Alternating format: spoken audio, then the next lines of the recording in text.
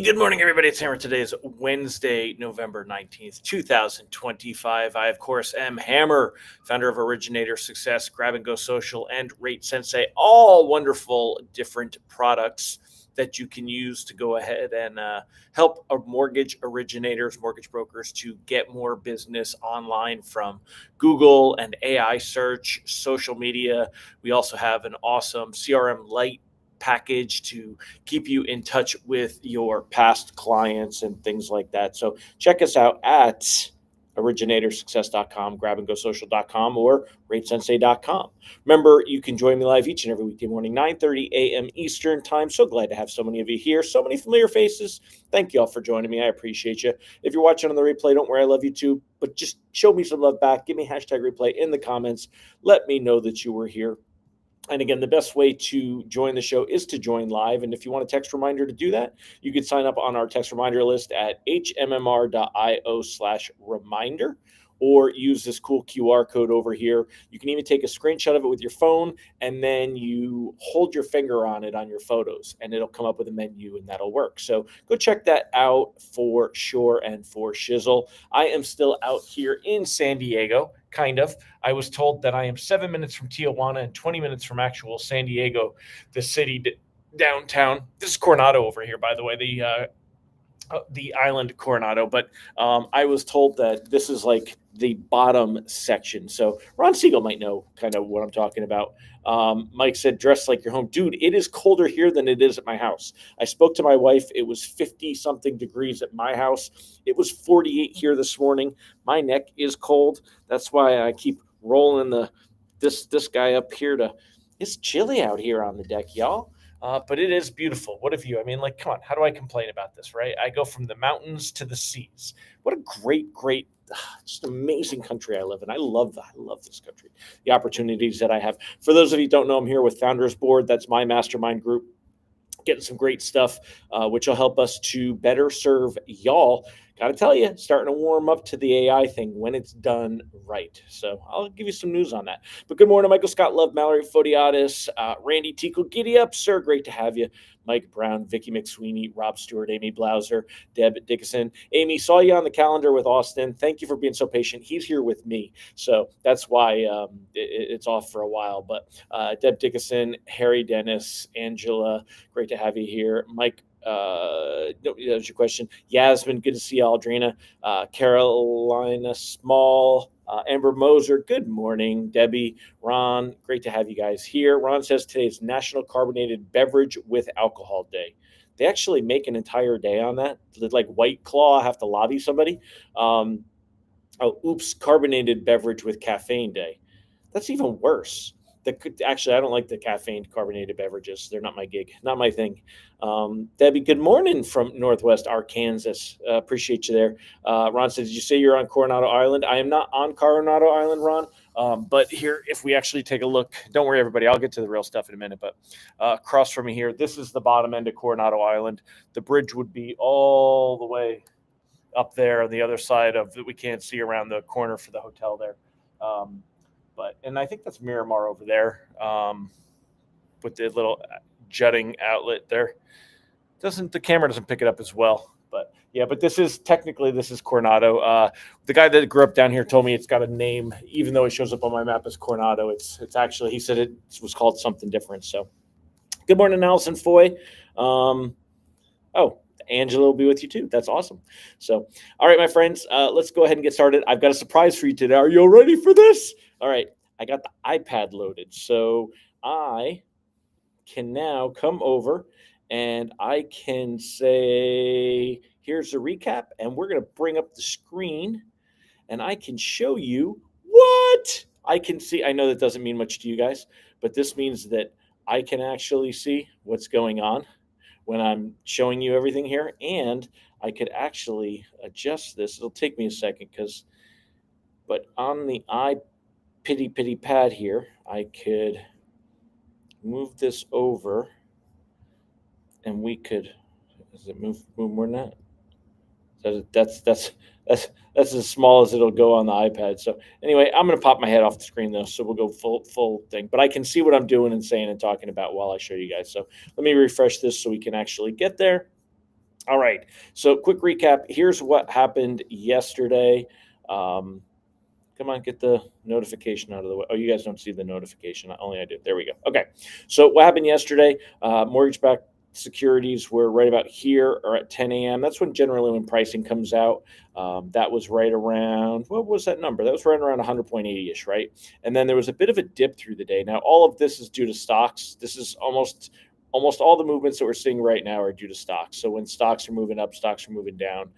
That's when we see this thing here. So basically, there was a bit of a dip. The good news is it really did not trigger any reprices worse. There was really not much that happened yesterday. And then we ended the day, basically close to flat on the day. Really not much of a move at all. This morning, you're getting a little bit of an increase. Don't get overly excited. A lot of the increase that we're getting today isn't really going to make it on the rate sheets. Rate sheets should likely to be about the same as yesterday. Taking a look at Mortgage News Daily, if you want to believe these guys, which I do, I think that Matt Graham's pretty consistent with this stuff here. I mean, taking a look here, we are just not, you're not seeing much of a move at all here. I mean, 6.38, 6.38, 6.38. I'm starting to see a pattern, right? I mean, we're really not seeing much of a move. And you look at mortgage bonds, we're not seeing them change much either from where we've been. Really, remember with the red candlesticks were ending at the down at the bottom. So if we were to go from right here, remember this is pre-Fed meeting, that was our best level, and then during the Fed meeting went from up here to down here. And then you're at the top of the candle, top of the candle, top of the candle, bottom of the candle, top of the candle, bottom of the candle, and then bottom, bottom, bottom, bottom, bottom, top. That's our movement. And I don't have to show you, I don't have to stress, the trend of this is still slightly down. So that's why we've seen worse rate sheets over that time. But it looks a lot more than it is. There's really not much going on. When we look at these technicals, we're looking for mortgage-backed securities. We want to see them moving up instead of down. And then on the 10-year treasury yield, the 10-year treasury has been running right around this 4.10, 4.11 mark for like forever here. So yesterday we closed at 4.11, then we were 4.14, then we were 4.15, then we were at 4.12, then we were at 4.07, 4.12, 4.10, 4.08. So I mean, we've really been within, about 7-8 basis points with the 10-year treasury yield, and it's not enough to see any big moves. So rate sheets today are likely to be about the same as yesterday. Nothing that we have to really worry about. On today's economic calendar, we've got the 20-year bond auction at 1 p.m. Not likely to move rates at all today. It's not like we're going to see much movement. And then the Fed meeting is at 2 p.m. Eastern time. Not the Fed meeting, but the Fed meeting minutes from last month's Fed meeting. Now, remember, there's a lot of drama surrounding the Fed right now and the division within the Fed about whether there's a December rate cut needed or not. And when we compare that to what's going on with Fed futures, you're seeing a very similar kind of a thing. We are still at about a 50-50 expectation for where we will be. So the outlook for the Fed still about a 50-50 expectation. It's a coin flip. Markets are pricing in a coin flip on whether we're going to see a rate cut in December. If the expectation of a cut drops lower, that means rate sheets will get a little bit worse. If expectations of a rate cut go higher, that means rate sheets will get a little bit better. So keep that in mind as we're taking a look there. Speaking of the Fed, there were some headlines this morning that Trump says he thinks he already knows the choice for the Fed chair. The names that continue to be thrown around are the ones we've grown very used to. Currently, you've got Fed governors Christopher Waller and Michelle Bowman. Mickey Bowman. So we've talked about that before, and I've said that it was kind of funny to me that especially Mickey Bowman went from much more hawkish to much more dovish. And she blamed it on the labor market, and I think it's because she's up for the big job, and she knows that Trump wants rate cuts. Former Governor Kevin Warsh, I read an article of his in the Wall Street Journal yesterday in the opinion section. Got to tell you, I don't think he has a really firm grasp on it. He's definitely got the education for it. I mean, who am I to argue? I'm just some redneck sitting on a beautiful balcony in San Diego at an expensive hotel. Well, all right, so I've got a little bit of credential. I don't have anywhere near the credentials of Kevin Warsh, but he just really seemed out of touch with what's going on. with where the Fed is, and thinking the rate cuts. The other things going on as far as that goes, we've got the happy. Hey, where'd my picture go? If I do this one, no, it doesn't do very well. I don't like that. What about this? What about this? Ooh, this one's pretty good. Where's my picture? It doesn't. You guys are. I'm hitting all these little buttons to see what comes up to make it a certain way. And anyway, so taking a look here, the other people that are on here that are more on the list is we got National Economic Council Director Kevin Hassett and BlackRock executive Rick Reeder. And if we take a look here, Trump said, "We have some surprising names and we have some standard names that everybody's talking about. And we may go to the standard way. It's nice every once in a while to go politically correct." That's my really bad Trump impression. But that is basically where we're at. And again, they're talking about having that by Christmas. Remember, part of the big deal with what'll happen with the Fed is that Powell is out as Fed chair in May, but his term goes till 2028. I think though that he's probably going to go ahead and leave early. What do you guys think? Let me know in the comments. Do you think Powell will quit after his term as Fed chair is over, or do you think he'll stay on just to make Trump miserable, which would be kind of funny? But I don't think he's going to do that. I don't think he'll bother. So reprice risk on the day is low, by the way. But remember, tomorrow does bring the September jobs data. I don't know if anyone's going to care, though. I don't know. So Ron Siegel said, let me find some comments here. There you go. Ron said, watch the probability of a rate cut tomorrow with tomorrow's non-farm payroll release. The jobs numbers are very weak when we look at alternative sources. Yes.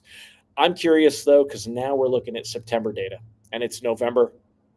And I'm wondering if markets are going to care. The next report we get is going to be November data, which will come out first week of December before the Fed meeting. So we'll definitely see a lot of flip. But I'm curious. I'm torn, Ron. I don't know that we're going to see a strong reaction to the labor market data. I think markets have already made up their mind, like you said, because of the alternative sources. Ron said, how does the Fed chairman selection work? Who has input? The president nominates the Fed chair, and I think Congress has to approve it, like a lot of the other nominations. So it is going to come down to Trump's selection, and whoever he picks, I don't think that you're going to have any kind of issue where they would be selected. Ron, you got any insight on that, or does anyone else have any insight on that on the selection? I'm 90% sure that's how it works. Ron said, stick to your day job. You may not make it as an impressionist. I know, definitely not going to make it in comedy, but hey, I will stick to my day job. Let's see. Oh, Ron, you're in Cali. FOMC minutes released at 11 a.m. I'll tell you, I do love getting up early, getting the stuff done early and then having my day over by the afternoon. I'm amazing it's not like Spain and you guys don't take naps here at like 3 o'clock because, when the rest of the world, the important part, the East Coast is over for the day, that you guys still think that what you do matters. So anyway, Ron said, am I looking at the 5.0 or the 5.5? I'm looking at the 5.5. It doesn't matter which one we look at though, dude. It really doesn't. I look at the 5.5 for the consistency. I just think it's a little bit smoother. Right now, looking at the 5.5, we're up 5 basis points. And if we move that to the 5.0, which is the one that Matt Graham has the happy little, it's the same pattern. You're looking at the same dip yesterday. You're looking at the same increase today. We're up 4 basis points instead of 5. So it doesn't really matter which one of these we're looking at. Both of these coupons are moving in lockstep. They're almost twins. So it doesn't matter for that. Yasmin says, life is short. She thinks Powell's going to retire. I agree. I can't imagine making himself miserable in that. For sure. Ron, DDB's report yesterday, very negative on underlying jobs. She's been saying that for a long time, and I don't think she's wrong. I don't subscribe because I wasn't reading it consistently enough. And there, Ron said, I am spot on with the Fed approval process. So, and you do take a nap at 3 o'clock. That's funny. One other thing about the jobs data and different things. Let me see if I can find it. It was funny because I'm looking at the other monitor here to see if I can find it. There was one area of something I read this morning where they talked about the number of jobs that, yeah, here it is. So let me show this to you, and then we'll wrap up for today, y'all. So here we go. All right. So AI has been, hold on, it's not, there we go. Okay. AI has been cited for 48,414 job cuts announced in the US so far this year, according to a recent estimate from outplacement firm Challenger Gray and Christmas. It definitely is a gray Christmas if you lose your job to AI. Companies are getting more comfortable blaming AI for reductions in headcount, something they'd previously shied away from due to concerns about numbers. So what the argument with this is, and the reason we're talking about this by the way, is that the argument would be made that if we are seeing the labor market weaken due to AI, that's not something that the Fed would be able to manipulate by cutting the Fed funds rate. In other words, it's not because companies are not growing or need some kind of stimulus or need some help or need to borrow money. So that's why there's a lot of talk about why are we seeing the job market vacillate the way that we are, and is this just an evolution of that fourth wave of the Industrial Revolution? Because that is very different than if companies are cutting and layoffs because they're not making money, because sales are down and the economy, people aren't out spending. So that's why it's all about how they can kind of work with that and manipulate that. So keep that in mind. Jerry said, in all fairness, when the market tanks, it's early for us, way more time for us to drink our sorrows away. That's funny. That is funny. So, all right, my friends. Well, happy San Diego Wednesday to you. Hope you have a happy hump day. I'm going to go ahead and wrap it up for today. Remember, if you'd like to learn more about some of our products to help you to get more business online, check out originatorssuccess.com. Originator Success is about being found, being chosen, being remembered.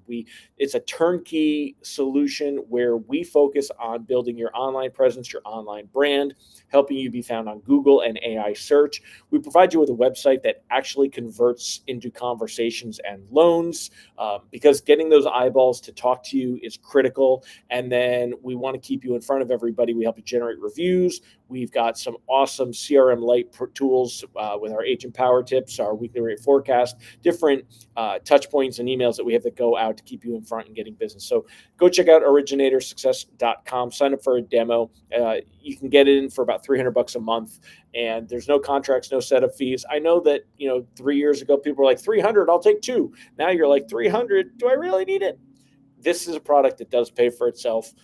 And you do need this, or you need to be doing something similar for yourself, which you don't have time to do. So let us do it for you. Check it all out. That's right, Randy. Found, chosen, and remembered, my friend. Ron said, can I share a GPT that will summarize newsletters? You can read them quickly. Text me if you want it. Oh, you can share a GPT. Thank you. I appreciate that. I don't know. Do you need a GPT itself to do that, or just wouldn't the standard one do it? But I don't read. I may take a look though. I got a call last week from your OS website. Hey, that's awesome. It was from Pennsylvania. That's funny. That I don't know why that happened. I definitely would like to learn more about that. Ron Siegel says, got a call last week from your dude. Well, it's a referral. Come on, give it to somebody in Pennsylvania. I'm sure that somebody here can do loans in Pennsylvania. If you could do loans in Pennsylvania, put that in the comments so that Ron knows. But yeah, I'm sorry, my friend. We got to get you some San Diego loans. I don't know how you came up for a Pennsylvania loan. But anyway, well, y'all take care. Have a fantastic day, and I'll see you tomorrow. Take care, my friends. Bye-bye.